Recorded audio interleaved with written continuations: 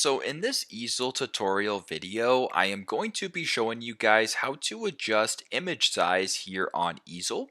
So the first thing you have to do is open up Easel and then obviously add an image into your design. So for demonstration purposes, I'm going to go to the right hand side of my screen here, go to the images section right here, the images tab. I'm then going to go to where it says my images and just add a stock image for this demonstration, courtesy of Unsplash. We're going to go ahead here and actually use this photo of what appears to be a Coca-Cola bottle, just like that. Now, the simplest way to do it, it's pretty straightforward.